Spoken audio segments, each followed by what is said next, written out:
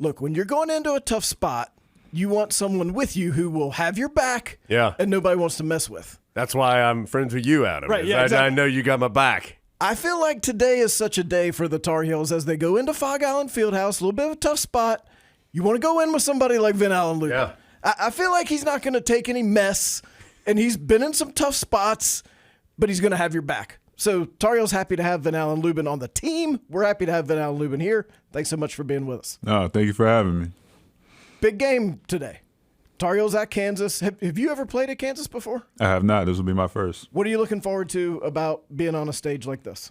Really just the atmosphere, just having, two very supportive, communities and just fans just being there and just giving us the energy, you know what I mean? So I think the atmosphere is going to be really great, and so I'm really looking forward to that. Take us through the beginning of this season. I know it's so different now. It used to be like at this point of the year, maybe you guys, several years ago, you'd have just gotten together for the last couple of weeks. You guys have been together for a while now, but what has this process been like for you? What has just being a member of Carolina basketball been like for you here so far? Yeah, it's been fun, just being able to bond with the guys, bond with the coaches, and just seeing like the family culture that they build here. It's just really great. Just to be close with the guys and just doing everything together really creates this brotherhood and this trust within us on and off the court. And so I think it's been amazing.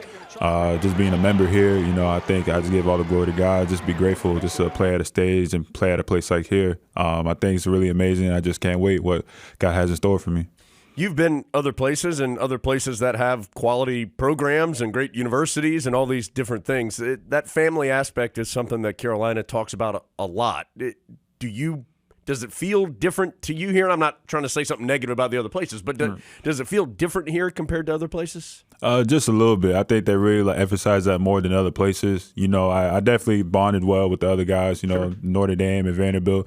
And I think just here, they really emphasize the family aspect and, just the community and just being so close together, here, because I think it can go a long way. It can go after basketball or just, after school and things like that. So I think they really try to focus on that more for us because it's bigger than basketball. It's more of just life and more just connections and networking and just building long-lasting relationships. So I think it's something that definitely emphasized here. What are some examples you've seen of that, whether with older guys in the summer or with you, things you've seen that have made you realize, okay, this is a real thing that matters? As in family, just being close together? I mean, yeah, I think it started ever since I got here. The way the guys kind of just planned just to go out, just to go out last couple times in the summer. We went to Frankie's, we went out to, the Outer Banks, just to hang out and just have fun. I think they really try to really get to know one another just because, we have a couple of new guys, a couple of freshmen coming in, and so they really are, introduced to, this college level. And so I think just being able to show that really puts us, at peace and open up to each other and just be, trustworthy. And so I've seen that a lot, from summer even till now. We still try to bond, we still try to do things together, and I think it's been really good. Tar Heel fans are kind of getting to know you as a player. Once they get to know who exactly Ven-Allen Lubin is, what are they going to come to expect from you on the court? Just a dominant player, on both sides of the floor, that can do it all on the defense and offensive side of the court. Just being able to be a playmaker with the ball, being able to get my guys open and make the right plays. And on the defensive end, just be a shot blocker, be a great rebounder, and be a great defensive guy to guard 1 through 5. You seem comfortable playing all over the court, but comfortable being down low, even though you are not 7 feet tall. And your numbers through your college career and even here at the start of your Carolina career show that you can be effective in that role. What do you think allows you to be effective in the post, even though you are not the tallest guy on the floor when you're out there playing? I think just, the confidence and trusting my abilities, just to trust in my body, my strength, and knowing that I can be down low and bang, with the guys down low and just be able to, create plays for myself and for the team. And also just being able to defend, bigger guys, because I've had, experienced that a lot, and it hasn't been fun, but it's also been a challenge that I'm not, willing to back down and really accept. And so I think it definitely grown me into the player I am today, just to be able to take on those challenges and be able to be a more versatile player. Why do you think some guys can pull off the headband and some guys can't? Oh, that's a good question. I don't know. I can't. Obviously can. Yeah, for sure. I mean, I can't speak for most guys. Yeah, you like know when what I mean? you don't wear it, I feel like I'm like, wait, something's missing. Vin doesn't look quite right. It's like it's part of you now. Yeah, I think it is. I think it started since last year at Vanderbilt. I didn't wear much at Notre Dame, and then once I put it on at Vanderbilt, I was like, this is a new look I like. I was like, I kind of like this look. So I'm a headband guy now. I'm a headband guy. So I was just like, I'm gonna try to keep pulling this off. And so when I got here, I was just like, yo, I know you guys have some headbands, so let me see if I can work it out. And I saw it and I put it on. I was just like, this is a great feeling. And so I just it's a part of my identity on the court now. So yeah. Did Shane have to go look like in the back corner of the equipment room to find the headbands? Oh no, he had it right there in his hand. He said, "Oh yeah, I got you." He said, I've been waiting for this for years for somebody who He said, wants. I got Ever you. since Serge Zwicker, we've needed someone with the courage to do this. You and I were talking a little bit before we got started because no big deal. Adam was late to the interview today, and so you have been through this process of being at a couple different places early here in your career. What has that taught you? What have you learned from that? Like, how has that been a benefit for you to be at different spots? It's just really, being able to like open my eyes to like different places, different people and what they have, because like once you're stuck in this, space, it kind of seems like, everybody's kind of similar, or everybody's going like the similar experience, similar journey. But, going through these different places like Notre Dame and Vanderbilt and even here, it just gives you like that little, aspect of, of life, and just knowing there's more out there, just being so different, but also being a great thing to learn from, from different places, from different peoples. And I think it definitely helped me to understand that, and really just trying to grow for myself, to be able to adapt to those different places, and just to grow for myself, and also trying to grow, with the people around me. Your parents are from Haiti? Correct, yeah. That is not an easy journey to make. What was that journey like for them, and how do you think that has affected you? Yeah, I think they came to the U.S. when they were 17 years old. They always, they came to Florida and always been there in Florida, and so they raised, me and my siblings. I have 3 siblings, 2 brothers and 1 sister, and so they did a great job in raising us. I give all the props to them and all the credit to them, and how they made us today. And so just being able to support us and just showing like their unconditional love for us has really helped us grow to who we are. And just being there for us has really been, an impact in our lives. And so I know they have gone through, all the goods and all the bads, but they didn't let them stop, from what they want, their children to be. And so I really appreciate them for that. Have you talked to them about what made them decide to do that at the age of 17? I don't. I think just, they have family here in the U.S., and so I think they kind of just wanted to follow with them and just, kind of just build their lives here. And so I think that's the most part I could think of, but I think that's the reason. All right, you said that when we were talking about being other places that you could learn just different things and see different culture, all those different things. So what did you learn at Notre Dame? What did you learn at Vanderbilt? Like what did those 2 places teach you in your mind? Because they're very different. I mean, they're both high academic places, but very different also. Yeah, I think it definitely, for Notre Dame, I think it's more of just the academics, just being, my first year in college, being at that prestigious, academic school, it was definitely a huge challenge that, I had to really take upon. And so it really kind of put me in this situation where it's just like, is it something that I will continue to do? Is it something that I can take on, or is it too challenging? And I think it kind of just, helped me to be like, nah, I think I'm here for a reason. And so I'm able to take on that challenge. And so for Notre Dame, it kind of helped me to grow, on a personal level, knowing that I can do, like, I'm able to go through any challenges and from on and off the court. And so I think for the academic side of it, from what I've learned from Notre Dame, was just like, if I can do this, I can do anything. I don't think anything can stop me, especially with God by my side. And so I was able to learn that from Notre Dame. And from Vanderbilt, it was really just like the connections, playing for Coach Jerry Stackhouse, and just, his experience for playing in the NBA and playing, here at North Carolina, he's really helped me and guided me becoming a very dominant player, just sitting there and have a conversation with him and, asking him, just, building that relationship with him kind of like help me understand him more and just the, the path that he took and what it took for him to be at the level, because that's something I want to do for my life as well. And so he was just there in my corner, and he still is now, and just kind of just helped me, just try to develop the player that I am now. And so I think I've taken that from Vanderbilt, and also, his coaching staff that also helped him, to try to, invest in me and just kind of just build me.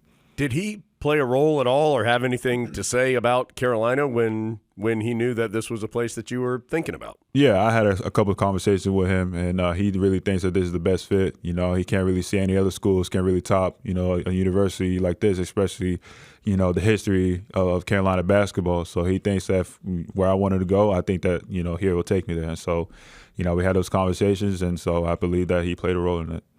How'd you figure out you were good at basketball? That's a great question. I think, that was a great question. I might have to. When Vin was just dunking on fools at like 12U, AAU, he's like, I might be pretty good at this. I was thinking maybe it was when he got the text. It was like, do you want to be on the pod? And he was like, oh, okay. Yeah, I've made it. I've made it. I've made it to the top. Made it, but is this? I mean, you've been playing? I'm guessing since you were little. I mean, is this always something that you wanted to do? Yeah, for sure. I think I started playing since I was 6 years old. I think my older brother, he introduced me to the sport because he played basketball first and football, so I was introduced to those two sports. But I think when I said I really was good was probably sixth grade, because I really, I think it was me and this other kid who were the only sixth grader on the middle school, basketball team, and like it was full of eighth graders, but we were able to make it on that roster along with like, amongst those other eighth graders. And just being able to play for my coach, who is still, we talk to this day, my middle school coach, who really believed in me as a sixth grader, and just to be able to know that he had that confidence in me, that vision for me and who I can be, it really put me in that perspective, being like, yeah, I think I can really be something one day, just playing the sport. And so that really kind of helped me, boost my confidence and boost, my vision for myself and, the type of player I want to become. I feel like you have really long arms. Do you have really long arms? Am I just making that up, or is that actual? No, I think it's actual. I think my wingspan is like 7'1". Yeah. So, yeah. I mean, so that's got to be a huge benefit for you. Mm-hmm. How do you use that how do you use that for a positive? Well, for a positive, I mean, for obviously on the court, just be able to, block shots, reach for rebounds, and just be able to, stretch to go, finish layups around defenders, shoot over defenders. I think it's really, helped me in those abilities just to do those. Because I think of those things like, KD, of how he's really lanky and, very long, just being able to use every inch of his body just to be effective on the court. And so I think that's something that, my length would allow me to do. Off the court, Vin's like grabbing stuff off the top shelf for people. Yeah, off the court, yeah, it's just real simple, It's like everybody, like, there's moments where like people see me and like they just give me their eyes, and I be like, don't worry, I got y'all, and I just go ahead and grab it. And so I'm here for you. Don't worry about it. Yeah, don't worry. You mentioned KD, and I was going to ask you who you like to watch play. Who I like to watch play? I'll say, KD, Giannis, Kawhi before he got injured, Kobe and LeBron. So those guys. That's a pretty good group. Yeah. How's the painting going? The first time we talked about your painting exploits. Has there been any more painting since then? There hasn't been yet. Okay. Especially, start of the season, I haven't had time to really, Why not? I don't know. I just haven't yet. I've been caught up in school and basketball, but no, for some time, I think I'm going to find some time to really get back on my painting. So I'm still working on my craft. That's what I'll say. So got to get in the lab. Yeah, got to get in the lab. Got to work on my craft. Is this something that you're into? I mean, like, is this a newfound interest, or is this something that you've liked for a while? You gonna tell them the truth, or are you gonna try to make it sound good? I mean, whichever you want to hear, but I'm gonna give them the truth. This is something that I started recently. It started with my girlfriend. She was really into painting in high school, or even like before then. I think she was just very artistic and just very, just unique in her abilities to paint. And so like she introduced me to painting and drawing. And I kind of just grew interest in doing it. So one day, we did it together, and we were just painting something. And so by the end of the result, obviously, me being my first time painting, it wasn't really good. And so she gave me some little, constructive criticism, but all in all, it was all love. She gave me a smile, she hugged me, but I think that's something that was like, I find like something peaceful, like something like very like meditative. And so I think I was just going to use that as a way to just kind of step away from basketball, step away from school, and kind of just put my mind at peace and just to do on whatever I put on a paper or on canvas. And so that's something I painted something recently this summer, and I find very peace, and I was very happy with my my result. And so I was like, why not keep up with it? Nice. See, I kind of figured since Vin had been at Notre Dame and Vanderbilt and Carolina that he was smart, but now I know that he's smart. He was like, oh, you like to paint? I also would like to try and paint. I feel like you're never going to be the loudest guy in any room, but you're going to be comfortable in pretty much any room. Is that a fair description, do you think? That's a fair, yeah. I want to be the one that, just walks in the room and for everybody to notice me. I'm kind of just laid back, chill. But if you want to have conversation, you want to come talk to me, I'm open about it. I can socialize. I can hold conversations. But that's really it. So. In addition to the painting, you talked about how you have been into meditating more so than the painting, I think it's fair to say. A lot of college players, I think, aren't willing to slow down that much or take that step to try that. What is it about that you like, and what do you think it does for you? What I like about it is just like I said before, just how it kind of just takes me to the zone where it's not just about school and basketball. You know what I mean? It's kind of just like your own mind, your own time, and you're just really just having a free mind to just do whatever. Because I know a lot of, athletes out there are really struggling just to find those times or even make time to really just trying to like stop for a moment, rest for a second, because they feel like their mind and their body is going nonstop. And so it really started with me going to Notre Dame was really just trying to find a way, how can I meditate? How can I, find a way or method to really slow myself down, get my mind and my body rest instead of just taking naps, And so I find it where I just kind of like just takes like long spiritual walks and pray or just really just sit outside in nature and just kind of observe, what's around me. And so I think that's where it kind of started, where just like, while I'm just sitting here and just really reflecting and just kind of just taking a deep breath and decompressing, why not, try like low activity, And so, like I said, it was introduced, my girl introduced me to painting. And so I found something that was very, a way to meditate, really just kind of like put my mind at peace. And so that's something that will just kind of just build off from there. And I was just going to continue on with it. This is, I think, becoming more commonplace just with the way that college sports are going, and rosters turn over pretty heavily now every single year. It's just kind of how it is. How did you try to approach it when you stepped in? There were a couple of very established players here, guys who had played a lot of basketball, been very successful. Then, as you referenced earlier, there were also several new pieces. So how did you try to come in and, I don't know if fit in is the right term, but just try to get to know everybody and make sure that you understood what you were stepping into? Yeah, it was definitely, for the summer, when we were just doing, team workouts or even like team pickup, runs and things like that, just to see what everybody's capable of, and just also just trying to know, the system of, how basketball is going to be played here. And so I was kind of just laying back, being able to do what I do, but also trying to read other, guys on what they're capable of doing, and not just, just trying things that they haven't tried before, but, what they're really, good at. Like you said, like RJ, like he's a really great shooter, really great playmaker. Same thing, Elliott, same thing. And also Cade, he's a great shooter, just being able to come off the dribble and just shoot a pull up. And so it's just like little things like that where I kind of like observed, like, okay, these guys can do this thing. And so I believe that for my capabilities and my skill set, I believe I can also bring this to the table, And so that's something that I kind of learned and kind of build off of, from the summer, just to realize everybody's personnel, everybody's skill set, everybody's capabilities, and to kind of just add in my own. Go ahead, Adam.